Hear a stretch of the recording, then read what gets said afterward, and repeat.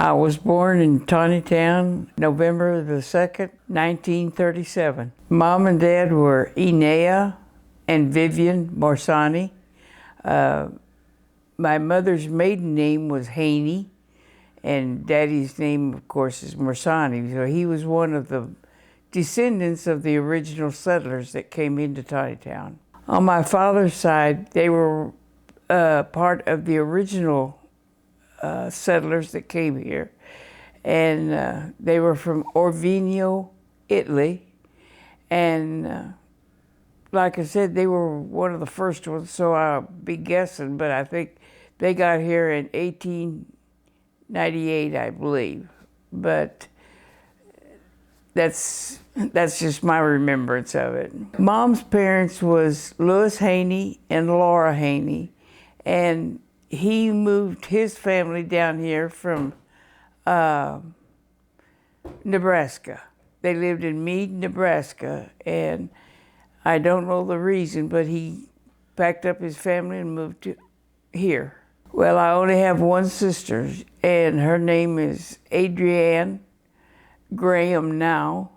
She married a fellow from Houston, Texas, and so they stayed there, and they were in the banking business. But there's just the two of us, and we're 4 years apart. They were farmers. They raised chickens. My parents raised chickens and grapes and milk cows.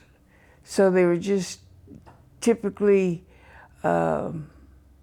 farmers. Well, I'd have to help Mother in the house, and then I did help milk. My sister and I both learned to milk, and every once in a while we had to feed the chickens too. And then I learned to drive on a tractor, so I helped in the grapes. And when I was big enough, well, Daddy taught me to drive, and it was on the big old Oliver tractor. And so that's when I started helping at home. It was just a small farm, so that was mainly all I did. We had to feed chickens occasionally for Daddy, and then once in a while, we'd have to all go milk. So we had, I don't remember, 6 or 8 cows, and so we all pitched in and helped milk. We'd milk one of us on each side of the cow and hope that they didn't step on us. I didn't go to work until I was out of high school, which was in 1955. I didn't have to go to work. We just took care of ourselves with the farm. We raised our own garden, and I'd help Mother can, and and that sort of thing.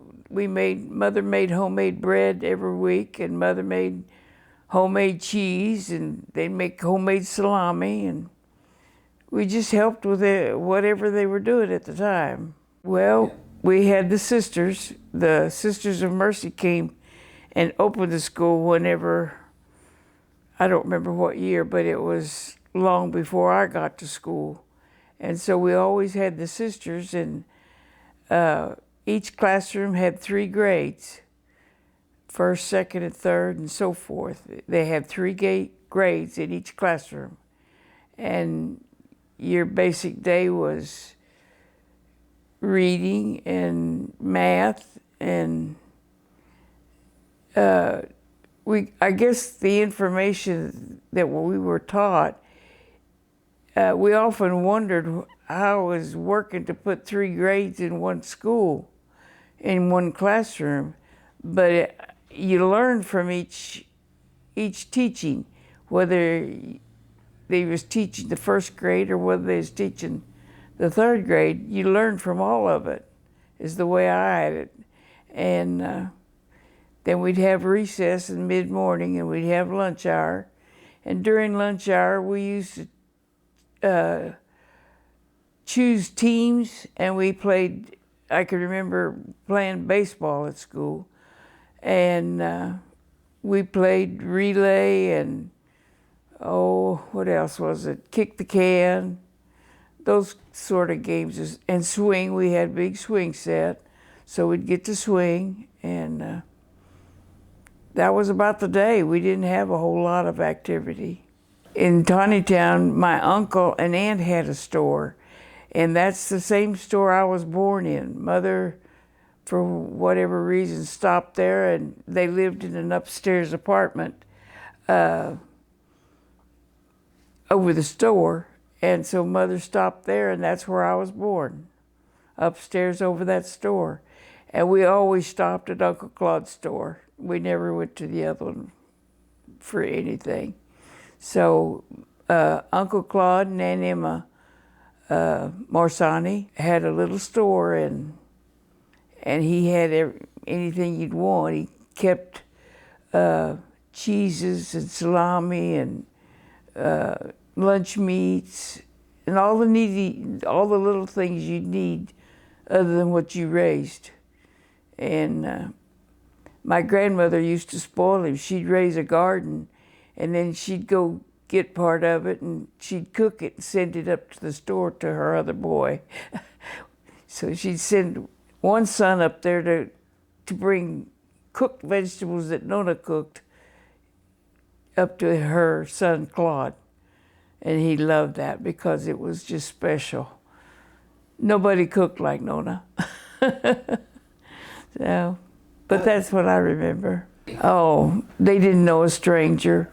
He made friends with everybody that walked in the store, and people got to know him. And he just was just a people person. Both of them were.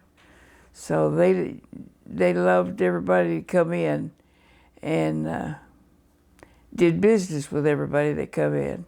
It was just Jake's Cafe, if I remember right, and I don't remember having a menu. We just go in there to have a Coke and hang around with the kids, you know. But it wasn't a menu that we looked for. Well, the Venetian Inn's been in there for a lot of years, but I never went in it. We ate at home. We didn't go out to eat. And Mary Maestries was in town. Now, she started in her house, and then later she built a big restaurant up on the highway. And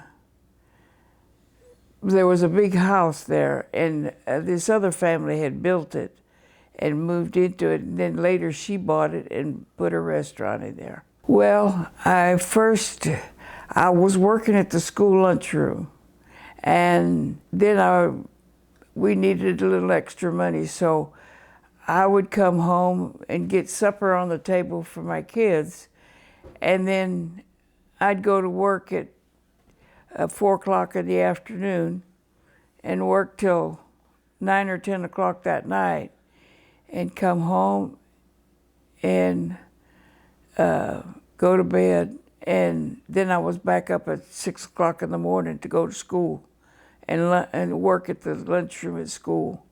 So it was hard work, but we needed the money. So the first place I worked was Mary Maestries.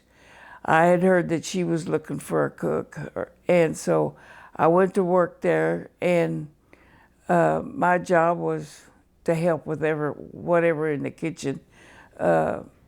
We washed dishes and we fixed dishes, you know, like he had spaghetti, and so we kept that all going, and then we served the dishes out to the waitresses.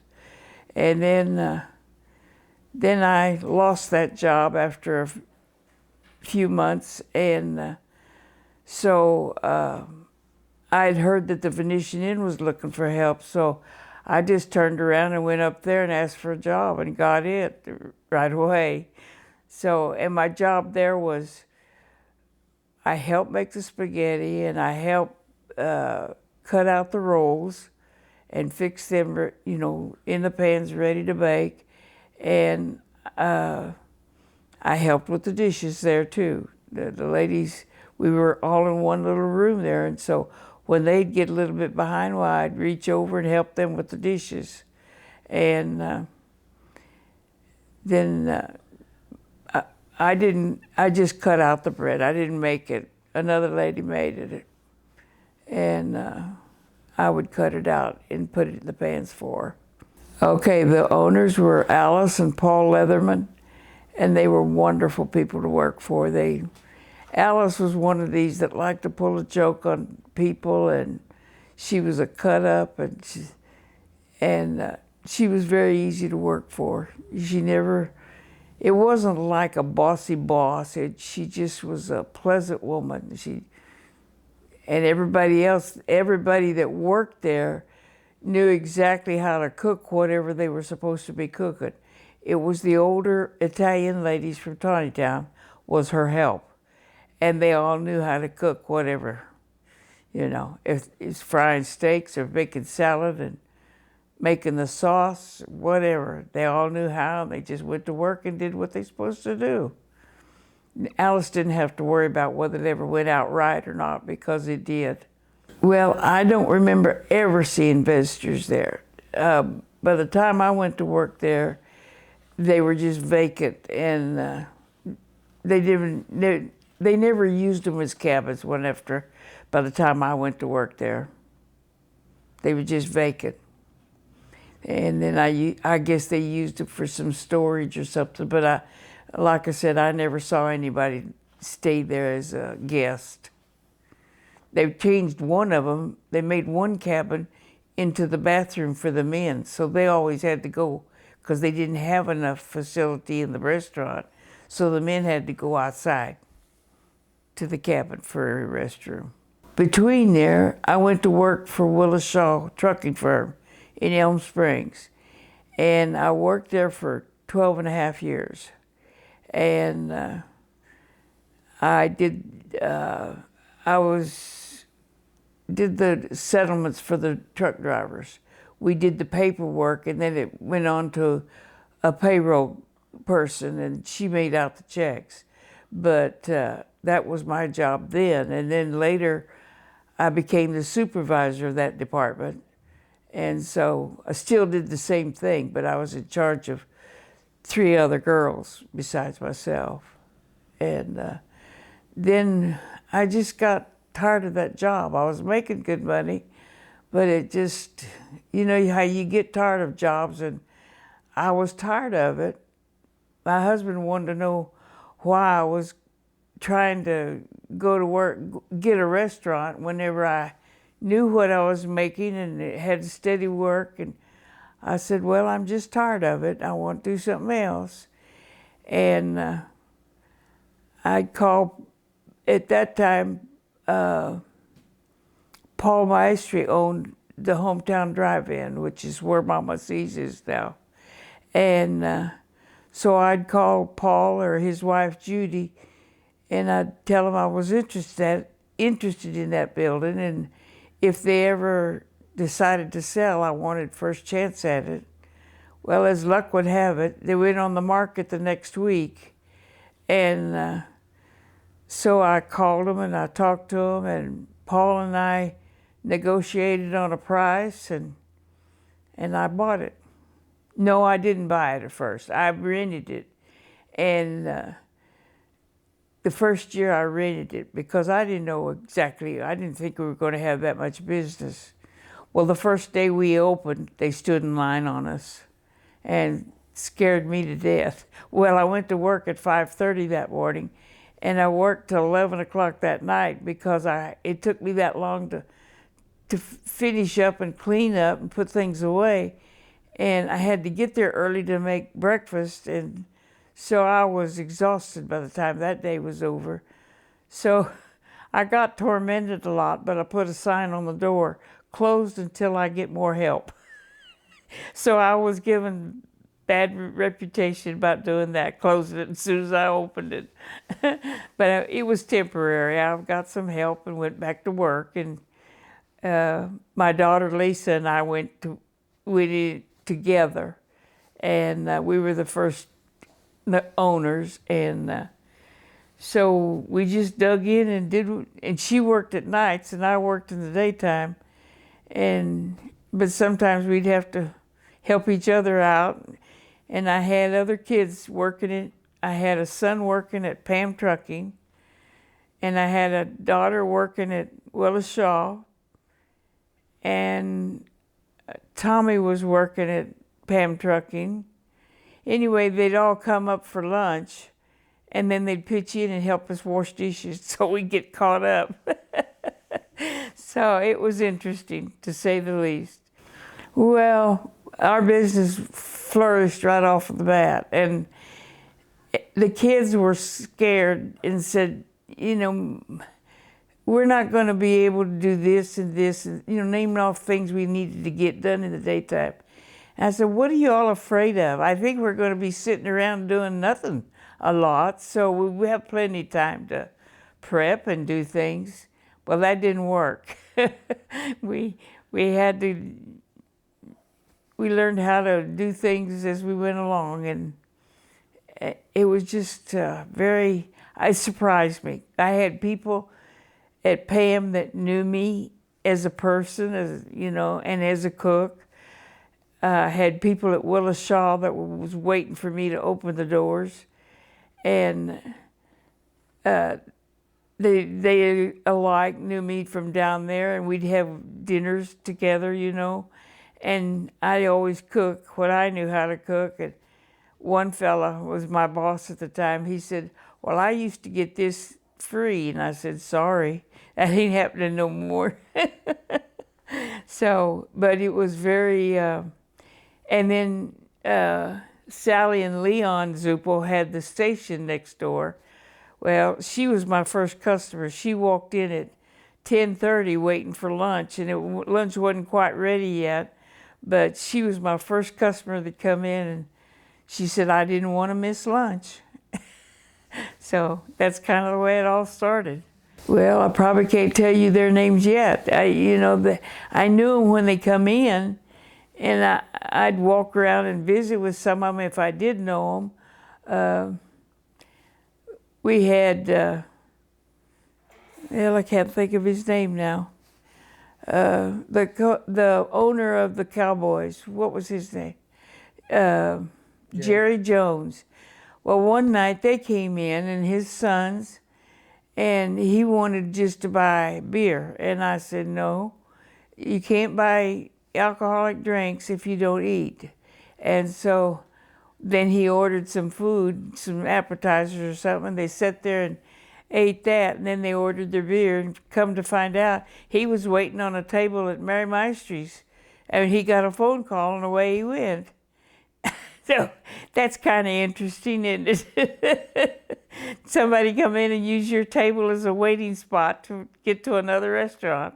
Alice come in and eat lunch with me, and Alice Leatherman that had the Venetian Inn. She'd come in and have lunch with me and tell me how lucky I was to have all these kids because they could help me. She didn't have any children, so she had to depend on help that she hired. And of course, a lot of the kids were from Tontitown, and so she knew them, and they all go in there from high school. I guess as soon as they hit high school, my kids did, they'd go up there and get a job, whatever, making coffee or whatever Alice needed, cleaning off the tables and whatever. Okay, when I was working at Willis Shaw's, this fellow started calling me Mama. I was just Mama. And then after time went by, this other fellow from dispatch had come by my desk, and he'd say, well, what if it isn't Mama Z? And so then I had read things about when you're opening a business, put a catchy name on it so people don't forget it. They'll always remember it. So I kept thinking about it. We kept thrashed around a few names, and one day I said to my daughter, why not Mama Z? And she said, well, that sounds like it'd work. And so we threw that around a little bit, and we decided that was it. We was going to stay with that. And so that's how I named it. And he didn't know it for a lot of years. I said, do you realize you named this place for me? And he said, no, I didn't. And I said, well, you used to call me Mama Z at work. And he said, yeah, I did. So that's how it come about. Well, like I said, we always had the sisters, and we always had a parish priest, and you knew who they were because they'd come and teach us. And then there was all the store owners, I knew them. Mr. Millar had a little store, and he was different than most of your store owners, but he was one of the originals or older Italians that was here, and he put up this little store, and he'd keep lunch meat, and he had a little bit of everything in there. I didn't go in there that often, but a lot of kids would go in there, and he'd say, "Give the kids a piece of candy." So he'd go get some candy out of his safe and give it out to the kids. And then there was an older fellow that lived upstairs in his store, and we knew him. The Monteganis used to walk by our house, and Mr. Montegani would walk with his hands behind his back. He always clasped his hands and put them behind his back when he walked. So I remember him. We knew just about everybody in here, you know. We had friends. Mother and Daddy had friends that we used to visit. The Berriolas and the Verukis. And and then of course she visited with her twin sister, Violet Artimani. And then she had a sister that lived up the hill here, that her name was Fern Fiore, and she used to go visit with her. We had another Aunt Bessie, and like I said, we knew everybody, really. Whenever we first moved over here, we lived on Clint's Road, and we had to drive back down a lane to get to our house. It was an old wood frame home. And I've got some pictures of that somewhere, but I don't know exactly. But that's where we lived at first. And it was 2 rooms. It was living and bedroom and kitchen. That was it. We had 2 rooms in the house. And I can remember Mom cooking on a wood stove, wood kitchen stove, and she washed her clothes by hand, you know, and those were the things that were just normal for us now, you know, back then. And I was just a little kid. I was about 5 or 6, I think, when I lived there, maybe a little more. And then when I went away, and then Mother and Daddy moved west to Tontitown, about 4 miles. Daddy wanted a place of his own, and so he bought a farm west of Tontitown, and he had chicken houses on it. And then Daddy planted grapes, and then later he planted peaches. So we always had a peach orchard, and we had a grape vineyard. And he heard about this place, and Shelley Camp, that lived in Springdale, owned Camp's store, is who owned it. So Daddy ran into him or got together with him one day, and he told him he was interested in the place. So he took Daddy up there to show him the place, and the chickens in the houses were so hungry, you could hear them peeping out at the road. And he said, "Listen to those chickens, they're hungry." Well, he had a renter in there, and the renter wasn't taking care of them. So he said, "I'll take care of this." So he and Daddy negotiated, and he got rid of the renter, and Daddy slept on the floor up there the first night. And he took over the chickens, and he made good money on them that year. I mean, that bunch. And so he went and paid Mr. Camp a payment on the farm. And Mr. Camp said, that was such a good payment. He said, "Why don't you stay here and raise chickens for me?" And Daddy said, "Well, you might get it back, but you won't get it back that way." "I'll lose it, you know, but I'll pay for it." And he did. In just a short time, he raised chickens and paid for it. He moved a couple of chicken houses up there from over here at the old home place. And so that added to our capacity. And then in later years, he planted grapes, and he always had a few cows. And then I don't remember what year it was, but he planted a peach orchard, planted 1 acre. And it did so well that he ended up planting the second acre. So we had a peach orchard till we got out of there. My grandparents lived in that big old rock house that's just a mile west of Tontitown. And Grandpa Haney lived just up the road about a quarter of a mile, or less than a quarter. It was a half a quarter, really.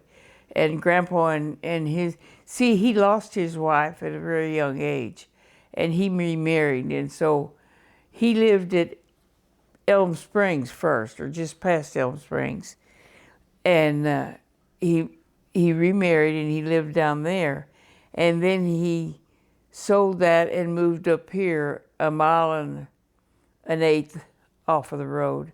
So he lived up here close. Go up there and roller skate around the church sidewalk, down to school and back up to church all afternoon on Sunday. That was one thing I did. I wore out a pair of metal skates doing that. It's the wheels on the metal skates split in two from me skating so much.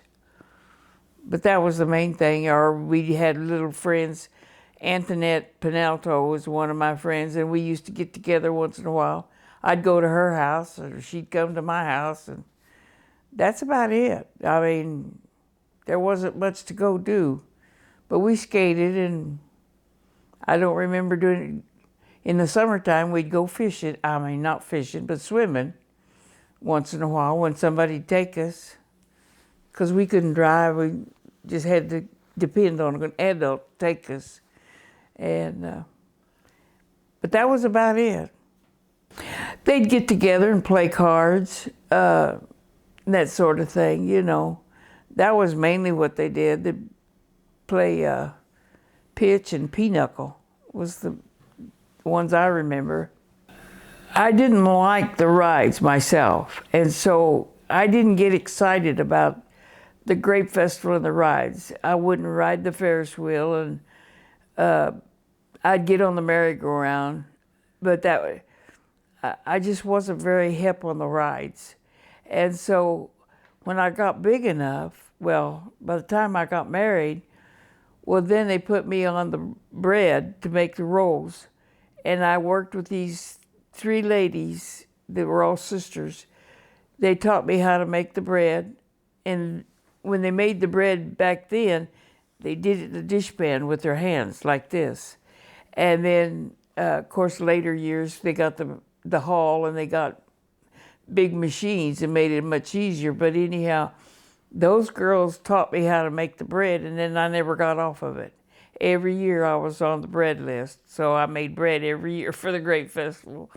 And I mean, there was times after I got older, my arms would hurt so bad I couldn't hardly go to sleep then that night. So my boys kept growing at this time, and so I thought, okay, so I got my boys to come up there and learn how to handle the bread and get the bread out of the ovens and put them on the table, and they'd help me a lot. And I got a little rest after that. Well, they had their own jobs. They had the wheel, and they had bingo, and the kids would go in there and help in the dining room, like clean off the tables and that sort of thing, help people. And but everybody had their own jobs. I mean, they had a list, and we each had a job to do of our own. So I was in the dining room, or in the kitchen, but they had their jobs to do too. And Pete ran the wheel a few years, the big wheel, my husband, so it was just a lot of work, and everybody had to pitch in. The older kids used to get together and pull pranks on Halloween. We had the day after Halloween is Holy Day of Obligation, which means we had to go to Mass. It was compulsory to go to Mass that day. Well, everybody get up and go to church so we could see what pranks the kids pulled the night before.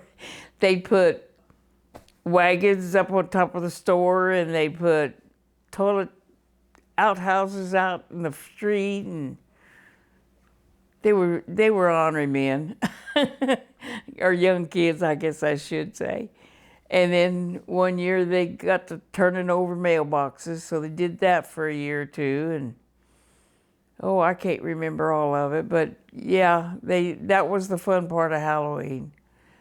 And at Christmas time, we had Christmas programs in the school, and the sisters would teach us different things. We had plays and singing, and then once in a great while,